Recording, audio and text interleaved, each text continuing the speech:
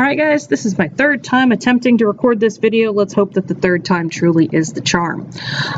So what we're going to look at today is two different major topics. One, we're going to look through a couple of examples of signal transduction in cells. It's going to include some really complicated molecular diagrams in some cases, but we're going to try and focus on important things. And just get you used to being able to pick out details from those diagrams. And then we're going to talk about what happens when signal transduction goes wrong. So the first thing we're going to look at is ethylene. Ethylene is a gaseous hormone that's found in plants. And it's involved in fruit ripening. First, let's identify what our signal is, what our transduction pathway is, and what the response is. So our signaling molecule is going to be ethylene, because ethylene is what's reacting with a receptor. Before we can go into more detail, I think I'd actually like to stop and let's look at the locations. So notice we have a receptor, the ETR1 receptor. Don't need to know details about it, but you do need to be able to interpret it on a diagram. It is actually located in the membrane of the ER. Ethylene is a small hydrophobic or nonpolar gas that's able to diffuse easily through the cell membrane. So this space right here is the lumen or innards, we can say, of the ER. It's the inner space. This is the cytoplasm, and this is the nucleus. And that's important when we talk about the response. So the response is happening in the nucleus. So that means if there's stuff happening in the nucleus, that means that your response is probably regulating gene expression. So probably a transcription factor and regulating genes. And then everything in between those two is going to be your transduction. So basically all of this stuff is your transduction. Okay, so now let's take a look at the pathway itself, and we're going to focus on what happens with ethylene. So with ethylene, what ends up happening is a slight reversal of what we've normally been looking at. Normally what we've been looking at is a signal binds to a receptor and it activates something. In this case, ethylene binds to its receptor and it inactivates something. In that case, it's turning off a kinase. When that kinase gets turned off, this other protein that's stuck in the ER membrane as well is no longer phosphorylated, which allows it to be cleaved or cut. When it's cleaved, it's free to, first of all, go off and act as a blocker of translation. So it stops the production of certain proteins. When it stops the production of those proteins normally act as a repressor to turn off genes. Without that repression, these genes are able to turn on. These ethylene response genes are able to turn on, and those genes produce proteins that will help a fruit to ripen. I know it looks very complicated, but we'll try and do this for all of our examples. Next, we're going to talk about homeobox genes. Homeobox genes generally code for morphogens. If you'll remember from our previous lessons, morphogens are generally involved in peregrine or local signaling. So let's look at what is happening in our pathway. So we've got reception, so receiving the signal, because we have receptors. Then let's look at what our response is. Our response is happening. It says they're genes. This looks like DNA. So this must be the nucleus. And so our response is gene regulation.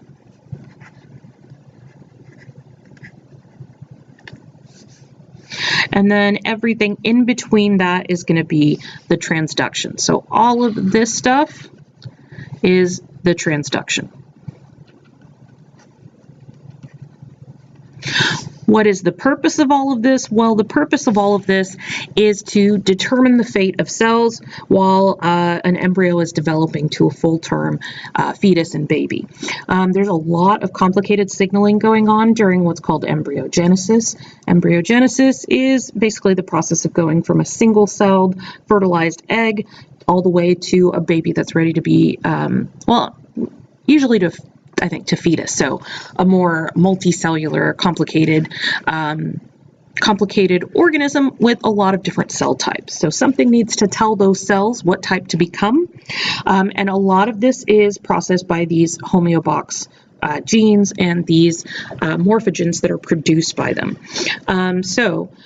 These HOX genes, as they're called, since I'm lazy and I don't want to say homeobox every time, usually code for growth factors or other signaling molecules that will direct a cell to take on a certain fate. So for example, if this was going to become a neuron, it would produce specific molecules, ion channels, enzymes that make neurotransmitters.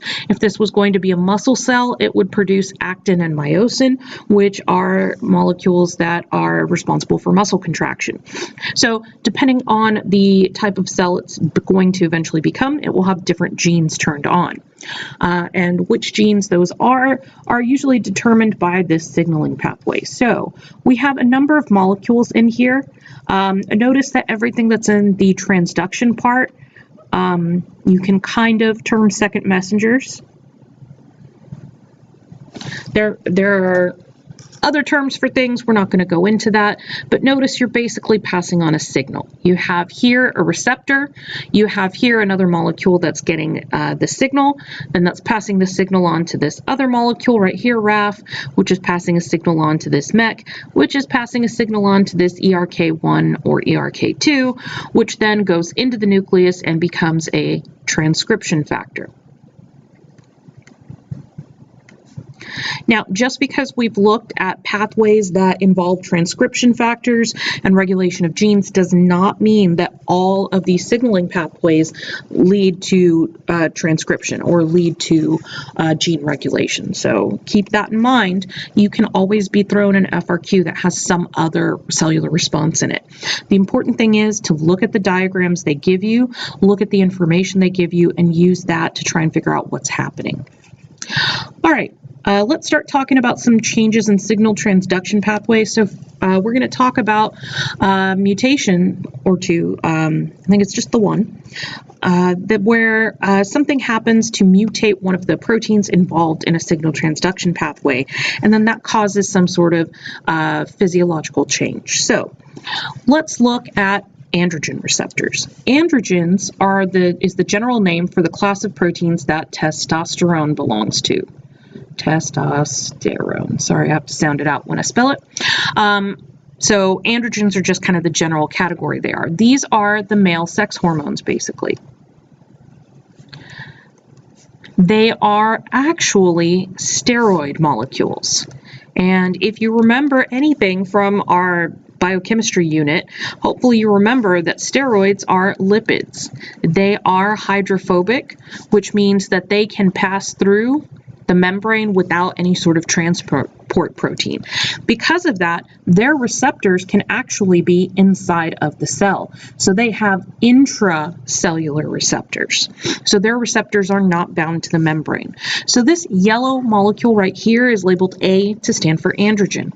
When this androgen enters the cell, it will bind to the androgen receptors, which removes this kind of inhibitory protein and allows the androgen receptors to move into the nucleus, where they act as transcription factors and turn on all the genes that are involved in creating masculinization. So for example, every developing embryo originally before these genes are turned on is default set to be a female. But for the kind of pre-genitalia organs, the organs, the tissues that will eventually become ovaries or testes, depending on the gender of the baby, those tissues will then be directed by these androgens and the interaction with the androgen receptors to turn on the genes that will turn that tissue from becoming on its way to becoming an ovary to becoming a testicle. or testicular cells. There are, however, mutations that can occur in this receptor, and depending on the severity of the mutation, it can either completely eliminate the function of the receptor and turn off the masculinization, or it can just slightly inhibit it. Depending on the strength of that mutation, you have different degrees of what's called androgen insensitivity. The body is producing androgens, so there is signal, but there is no reception, because the reception is blocked because the receptor is malfunctioning. If this happens to a small degree, you may see some slight feminization of features. If this happens to a large degree, then the baby, when it's born and throughout much of its life, will end up having a female phenotype, meaning it will appear to be a female, but genetically it would be a male. Now let's look at what happens when we mess up signal transduction. So one example is the production of what are called reactive oxygen species. Reactive oxygen species, also abbreviated ROS, which is just important to know for this diagram, are molecules that contain oxygen, but the oxygen does not have a full complement of valence electrons. The technical term for that is that oxygen is electronegative. I say that it's electron hungry. It wants to grab electrons any way it can, even to the point of ripping the electrons off of other molecules. This can damage those molecules, which, if it's an important molecule for function of a cell, can cause severe problems in the cell. In fact, reactive oxygen species are responsible for genetic damage that can lead to aging, cancer, etc. So, you usually have these molecules called antioxidants in your body that will counteract the effects of these ROS, these reactive oxygen species, and will neutralize them basically and get rid of them so there's no damage. Unfortunately, either due to age or other risk factors like smoking, disease like diabetes or high cholesterol, even pollution, sometimes the antioxidants are not able to keep up with the amount of reactive oxygen species being produced, and so you'll have excess of those. Then what happens is they can actually damage enough of the proteins in a cell that they can then activate the signaling pathways that lead to death or apoptosis. If this happens in your heart, then you can have loss of heart function. If this happens on a large enough level, you can have heart failure. If this happens in other parts of the cardiovascular system, this can damage blood vessels, and so this is a common cause of cardiovascular disease. It's important to know, because if you know that it's the reactive oxygen species that are doing this, if somebody has a lot of these risk factors, you could start giving them antioxidants, which you can actually take in through your diet. Diabetes is the most well-known example of some sort of problem with signal transduction. There are two types, and by the way, it's technically diabetes mellitus, because there's actually at least one more type of diabetes we'll talk about in another lesson that is not dealing with insulin at all. So traditionally in your body, when you have high blood sugar, your pancreas releases insulin. That insulin directs a number of activities, one of which is for your cells to take up sugar from the blood, and that reduces the blood sugar. There are many health problems that can result from having too much sugar in the blood. That's a condition called hyperglycemia. And if you know anybody with diabetes, or you know the eventual side effects of untreated diabetes, those are basically what happens as a result of hyperglycemia. If you're interested in learning what it is that exactly happens in diabetes or in hyperglycemia, let me know. We can talk about it during study time. So type 1 diabetes is usually first found as children, what ends up happening is the cells that are in your pancreas end up getting destroyed, sometimes by your immune system, sometimes, you know, it can actually happen through toxins and stuff like that. But whatever reason happens, those cells that produce insulin are dead. And they're not regenerating, so you lose the ability to produce insulin. That is a loss of your signal. On the other hand, type 2 diabetes, often called adult onset diabetes, involves insulin resistance. What that means is your body is still capable of producing insulin. So you'll see here in type 2 diabetes, this yellow molecule is insulin. So notice in type 1 diabetes, there was no insulin. In type 2 diabetes, there is insulin, and insulin is able to bind to these insulin receptors, but somewhere in the pathway, the signal is not going through. So it's loss of reception or even transduction. So if we'll look at the right-hand side, what I have shown is an image of the insulin signaling pathway. There is an insulin receptor. When insulin binds, it's going to initiate all of these changes to these relay molecules and second messengers, and ultimately the end result is some transcription changes. So it is going to cause glycogen synthesis. It's going to cause some protein synthesis, fatty acid synthesis from some of those glucoses. And a very important thing is that it is going to promote the production of GLUT4, which is a glucose transporter. That transporter then goes into the cell membrane, and glucose is able to pass in.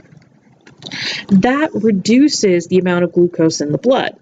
But somewhere in this pathway, and it can vary depending on the individual person, somewhere in the pathway, this is not taking place, and so you're not removing glucose from the blood, which leads to disease. Graves' disease is another example of a problem in a signal transduction pathway. In this case, it's an autoimmune disease. What that means is that it's the immune system itself of the person is attacking their own body.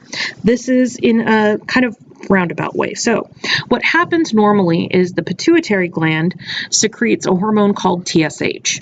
TSH binds to its receptor, and that stimulates cells in the thyroid gland, because these are thyroid cells, to produce hormones. And you know, when there's enough, the pituitary gland will stop sending the signal, and then the thyroid cells will no longer be stimulated to produce hormones. What happens with Graves' disease is Graves' disease causes a person to produce this antibody. This antibody has the effect of continuously activating receptors. So no regulation, no direction of signal, it's just this antibody is produced and it starts upregulating the thyroid cells. So they start producing a lot of hormones. They produce too much thyroid hormone, a condition called hyperthyroidism, which has a number of health effects. So this is kind of overstimulation of reception. Cholera, which is not a disorder that, you know, is caused by the body, it's caused by an infectious agent, and it's caused by the bacteria Vibrio cholerae. It produces a toxin that works in the intestines. So this is an intestinal cell. And it's one of the cells that lines the intestine. And then this space in here is the intestinal lumen, the inner space of the intestine, basically where all of the digested and digesting food is passing through. Through a mechanism that's more complicated than we want to get into, cholera toxin ends up preventing a G protein from being inactivated. That G protein is responsible for activating adenylyl cyclase, and that produces cyclic AMP.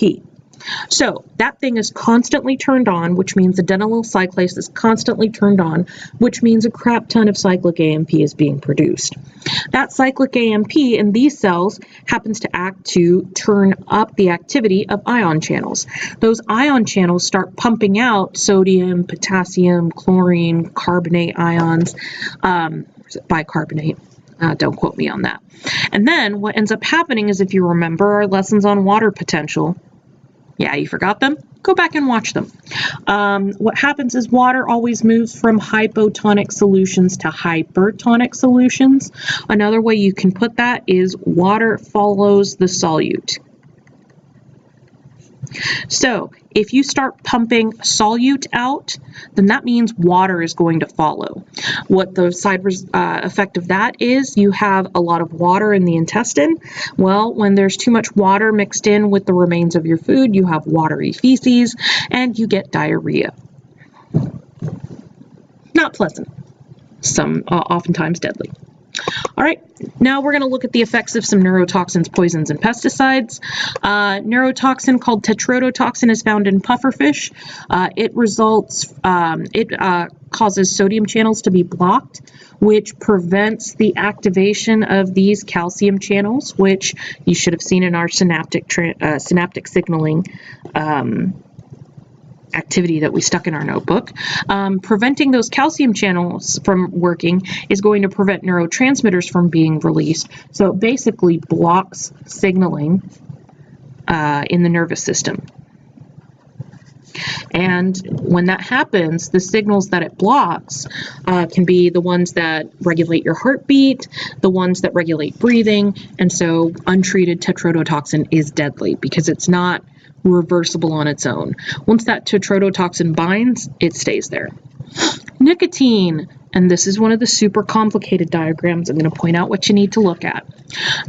So nicotine actually can bind to specific receptors. They're called nicotinic receptors, specifically because nicotine binds to them, and they're found on muscles as well as some neurons. They can bind and mimic the activity of the normal ligand.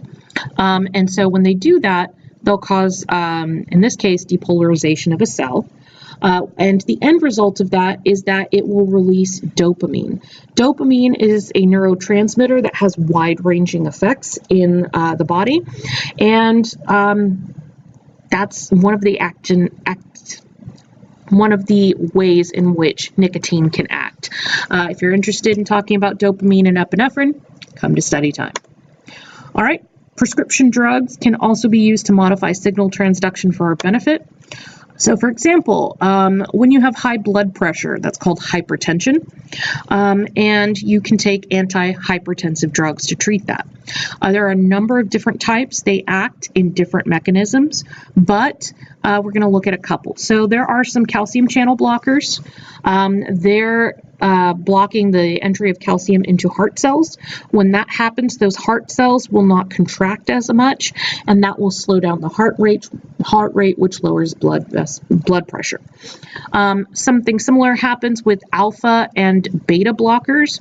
Beta blockers and alpha blockers block these specific receptors that can either block the contraction of what's called myocardial tissue. Myocardial just means heart muscle, or in the case of alpha blockers, it can inhibit smooth muscle contraction, and smooth muscle is found in your blood vessels, so that will relax your blood vessels. The beta blockers will keep your heart from beating as much, so that way it lowers your blood pressure. I'm going to go through this cartoon because I think it does this perfectly. So histamine is a natural chemical inside your body, a natural signaling molecule that is responsible for the reactions we have called allergies. So it's supposed to initiate certain responses in the body. Unfortunately, sometimes our immune system, it becomes really overreactive to something that's actually harmless, like pet fur or dust or pollen, and that triggers the histamine to start acting and producing these kind of common symptoms of allergies, like, you know, itchy eyes and runny nose and sneezing and all of that. However, you can take a medication called an antihistamine. So here we see a cell. This signaling molecule is coming in, and it's sitting in the receptor on this cell. This other molecule comes in, and it's blocked. And I'll tell you, this is histamine, which hopefully tells you this guy is an antihistamine. It's blocking that receptor. So histamine is not able to attach to that receptor. So it tells I know this is personification, but I just love this cartoon. It's really a great way to illustrate this.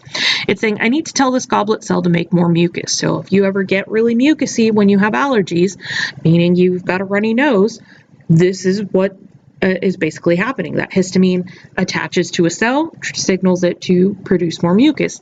In this case, antihistamine is blocking it and preventing it from binding to the receptor and preventing it from overproducing that mucus. In fact, I love that cartoon and its effectiveness so much, I'm not even going to go over the diagram on the left. All right, that's it for this lesson. The next one should be coming up later today.